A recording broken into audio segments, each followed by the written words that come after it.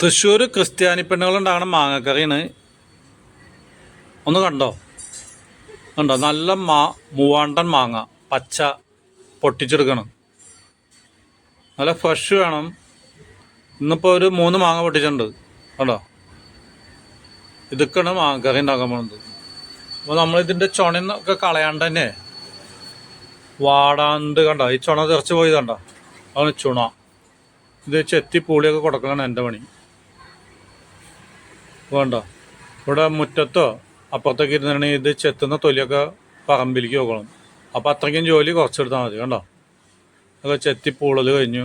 ഇനി കുറച്ച് വേപ്പല നല്ല ഫ്രഷ് കണ്ടോ, കൊമ്പ് പച്ചമുളകൊക്കെ നമ്മുടെ മുറ്റത്ത് തന്നെ ഉണ്ട്. ഇതിൻ്റെ കുരുവൊക്കെ നമ്മൾ എടുത്തിട്ട് വീണ്ടും പാവുകി മുളപ്പിച്ച് കൃഷി ചെയ്യും. ഉണ്ടോ, അത് എൻ്റെ ജോലി. ഒരു മുറി നാളികേരം നല്ല ചുരണ്ടി മിക്സിയിലൊക്കെ അടിച്ച് പിഴിഞ്ഞെടുക്കണം. ഇനിയൊക്കെ എൻ്റെ ഭാര്യയുടെ സബിതയുടെ പണിയാണ് ഇതൊക്കെ. കണ്ടോ,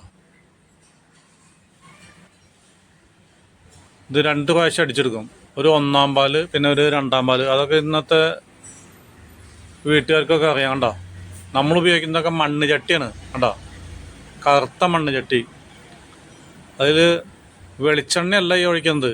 ഇത് നമ്മൾ നാളികേരം പാല് തിളപ്പിച്ച് എടുത്തു കഴിഞ്ഞിട്ടുണ്ടെങ്കിൽ വെളിച്ചെണ്ണ കിട്ടും. ആ സാധനമാണ് നമ്മൾ ഉപയോഗിക്കുന്നത്. പണ്ടത്തെ സ്റ്റൈല്.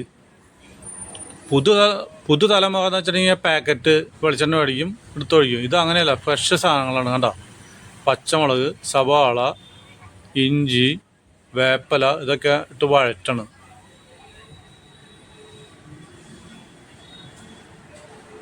കുറച്ച് മഞ്ഞപ്പൊടിയും ഒരു കളർ കിട്ടാൻ വേണ്ടിയിട്ട് കുറച്ച് മുളക് പൊടി ഇട്ട് കൊടുക്കും.